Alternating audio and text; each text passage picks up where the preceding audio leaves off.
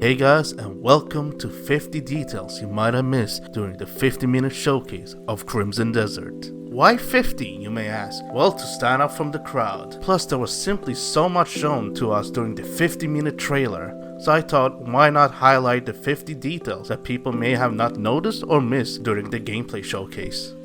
Prologue section is actually a remade scene from the very first 2019 trailer, but a lot more interactive, serving as a tutorial section of the game. During the prologue, we can see most if not all of the playable characters. Cliff MacDuff, the main protagonist, primarily uses a sword and shield, but can also wield a bow and even use spirit powers to some extent. We do also note that he can use other weapon types, including a two-handed weapons. Unka, an orc hybrid who specializes in using a great axe.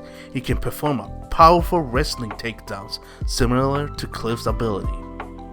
Jan, a rogue who specializes in fast-paced combat, dual-wielding daggers and acrobatic maneuvers to defeat enemies. Narya, who seems to have undergone significant changes throughout the trailers. It's unclear if she's the same character shown in the 2019 to 2020 trailer. Perhaps she was the princess or the noblewoman during the 2020 trailer. If it is the same person, she would specialize in using a bow and a mobile playstyle similar to a ranger from Black Desert Online. After Muradin slits Cliff's throat and leaves him to die, you can later on see the same scar from that injury during the fight. The story skips ahead 9 days after the prologue, which is indicated during the showcase. The game slows down and eventually pauses when you open up your inventory. We can now get a better understanding of the equipment system. It appears we can equip 5 different armor slots. It appears to be leg armor, gloves, and helmet, and of course your regular armor too.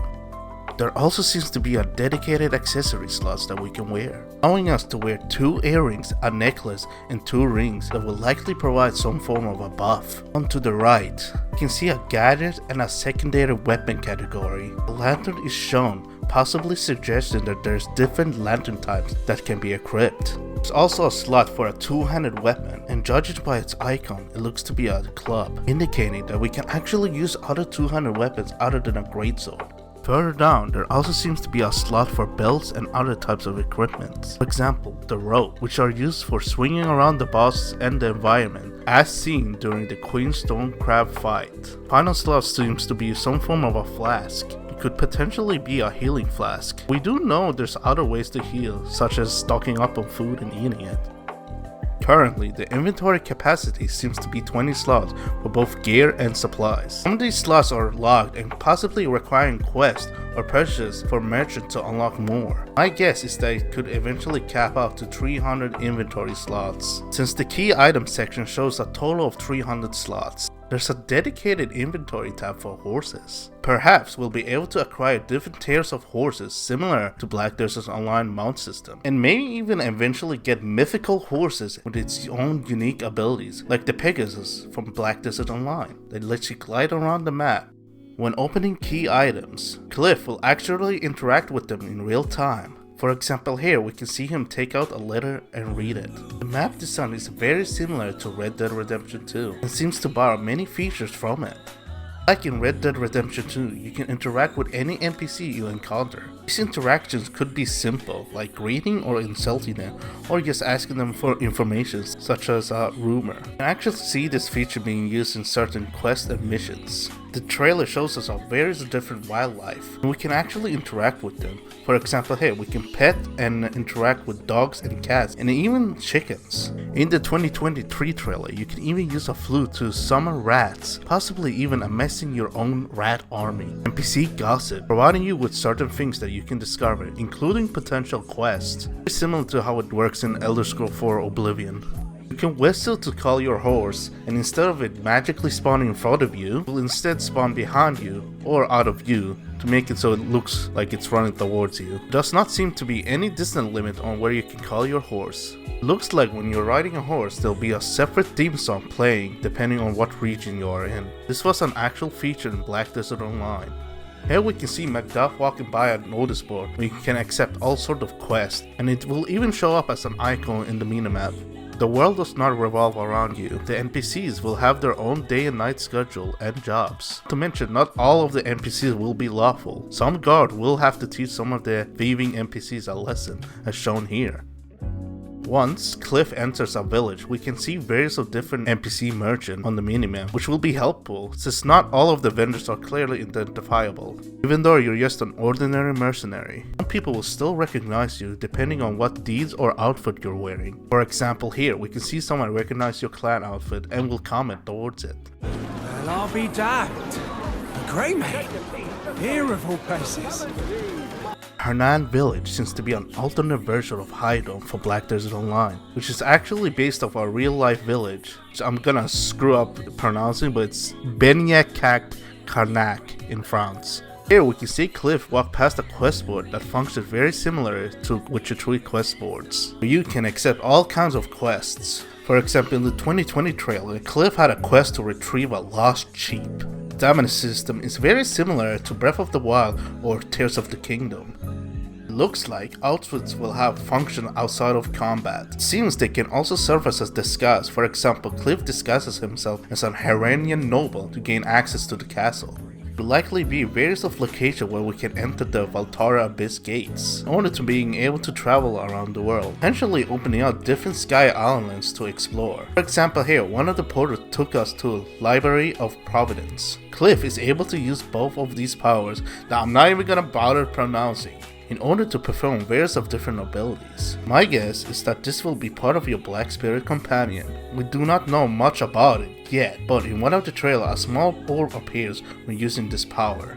Meet a character called Allison, who is based off an existing character in Black Desert Online. In that game, he is a village elder who specializes in black crystals and lives with his twin daughters, Eileen and Crowleen, in Velia. However, in this game he seems to play a much important role. You also meet someone called White Crow, who wears an outfit similar to Dreaming Star Witch outfit or the Wizard outfit in BDO. However, in this version it seems to be more white themed with additional fur on the cape. When Cliff jumps down, we can see that the world is massive, possibly one of the biggest AAA open world games out there. It features various biomes like huge forests, icy mountains, and desert, and of course the iconic Red Desert. It may even be possible that we can sail around the map to another continent, very similar to how we can do that in Black Desert Online. Cliff's gliding ability doesn't seem to consume any stamina. Could potentially glide around on high places. The mechanics are somewhat very similar to Batman Arkham Knight's. Looks like we can sit and rest on most surfaces in the game by getting into certain positions. For example, when Cliff climbs on rock stairs, we briefly see an option to sit, and you can even choose to lean on walls. This feature was also available in Black Desert Online. In this scene, we can see a beggar ask for food, and the minimap will start to highlight a small circle. When Cliff approaches the beggar, it turns out to be a fellow Greymane survivor that is in poor condition. It shows us that we are likely to encounter dynamic events and quests similar to Red Dead Redemption 2. Most cutscenes are fully mocap. This one is a bit different. It has a unique take on the cutscene. It's fully interactive. You can move your character and camera. The characters will dynamically interact with each other. After this cutscene, Cliff wants to find a new home for his missing Greymanes. This could be a hint of a homestead feature. You might be able to build a camp and recruit missing Greymanes to help you out in future missions. For example, in the 2020 trailer, we can see Cliff and Unga fighting side by side. Side quests can become leads. Throughout the playthrough, we can see side quests turn into leads for the main story. For example, Cliff encountered Matthias, hints at knowing about the fragments that Cliff is looking for. However, Matthias will only tell you the location if you win the duel against him. After the duel, Barton Midler appears with a new request that will lead you to another clue, and it will go on and on like that. Here we can see Macduff helping villagers save people stuck inside the flames. During this, we can see the temperature dynamically change due to the environment. Horses seems to have their own separate stamina bar. Their stamina bar icon will be blue instead of yellow. There are different types of stealth takedowns depending on what creature you take on and the size of it. When you kill an enemy, you can actually pick up their weapons. Throughout the trailer, each time Cliff takes someone down, we can actually loot their weapons and sometimes even their dropped gear.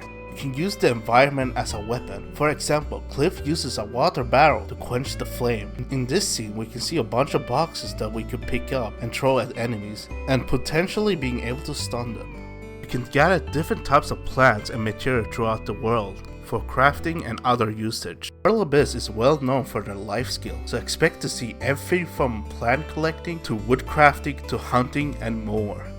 After a conversation with Hubert, you can actually get an option to tackle him, which is funny, since it kinda suggests to you that you'll be able to rob people in this game. Do know there's a crime system and a body system, so very possible, very similar to Red Dead Redemption 2.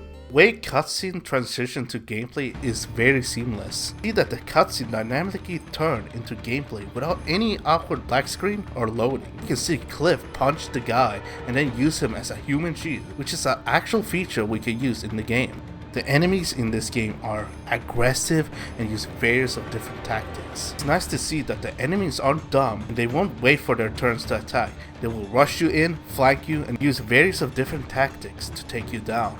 The environment will actually react to your attacks. Various videos, especially in the boss fight, like the Red Devil and Red Horn, environment will actually react to your action. For example, Cliff cuts through grass while swinging his sword, which is especially noticeable during the Reed boss fight. Cliff and other NPCs will actually get bloody and dirty throughout the fights. After defeating the Golden Leaf soldiers, meet a merchant named Shakatu. If you played BDO, you'll recognize him as a wealthy, eccentric merchant from the desert region of Valencia, an area known as Shakatu Bazaar. In this scene, we can see Bart and Miller talk about breaking causing trouble, using a special weapon that releases a red smoke which bewilders the senses. Turns out to be the goblins at the merchant camp who uses the same weapon against you. During the split horn boss fight, the music will dynamically change depending on the boss's HP or phase. For example, we can hear the drum beat intensify as the boss rushes in with multiple attacks.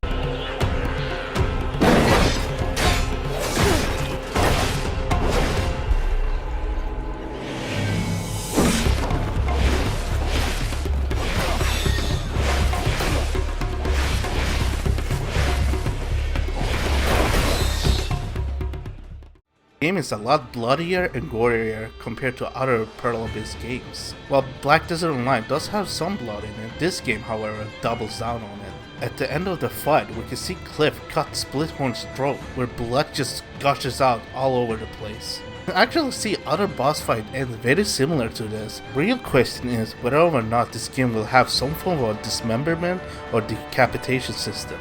And finally, did you know that this game was originally supposed to be a prequel to Black Desert Online? This explains why some of the environment feels familiar and why we see characters like Alston and Shakatu. However, they changed the direction and made it its own standalone game. My guess is that the game is set in an alternate universe to BDO, sharing many of the familiar features and creatures, but also introducing new ones as well.